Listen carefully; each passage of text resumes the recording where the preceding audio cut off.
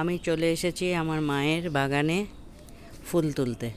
আমি এখান থেকেই ফুল নিয়ে যাই পুজোর জন্য। খুব সুন্দর জবা ফুলগুলো।